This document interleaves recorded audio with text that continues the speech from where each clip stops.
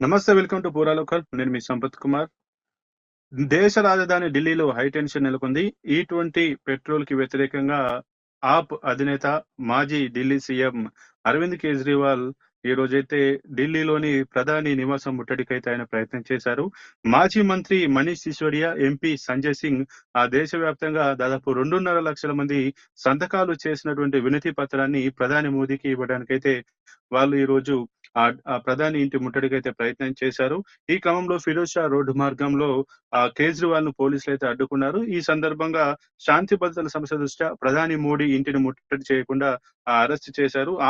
దీంతోటి ఆప్ శ్రేణుల మధ్య కూడా తీవ్ర వాగ్వాదం అయితే పోలీసులకు, ఆప్ శ్రేణులకు మధ్య తీవ్ర వాగ్వాదం అయితే చోటు చేసుకుంది.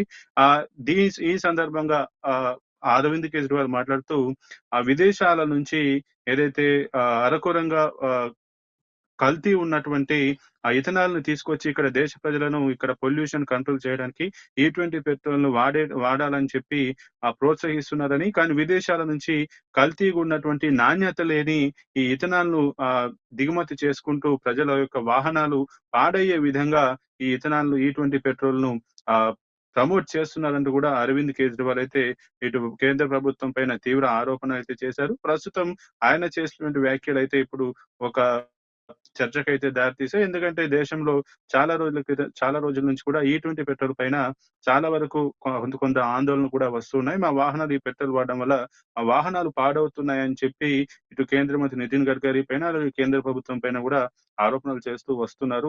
అసహనంగా కూడా అసంతృప్తిని కూడా వ్యక్తం చేస్తూ వస్తున్నారు.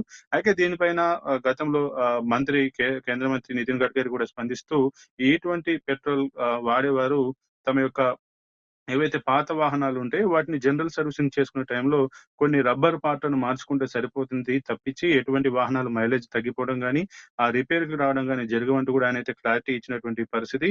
ఇక ఈ దాదాపు 2.5 లక్షల మంది ఈ సంతకాలు చేసినటువంటి ఈ వినతి పత్రాన్ని ప్రధాని మోడీకి ఇవ్వడానికి ఆప్ బృందం చేసినటువంటి ప్రయత్నం ఏదైతుందో దాంట్లో పోలీసులు అరెస్ట్ చేయడం పట్ల ఇటు ఆప్‌కు చెందినటువంటి నేతలు కూడా ఇటు ఢిల్లీ పోలీసుల పైన, అలాగే కేంద్ర ప్రభుత్వం పైన, ప్రధాని మోడీ పైన అయితే తీవ్రంగా విమర్శలు చేస్తున్నారు.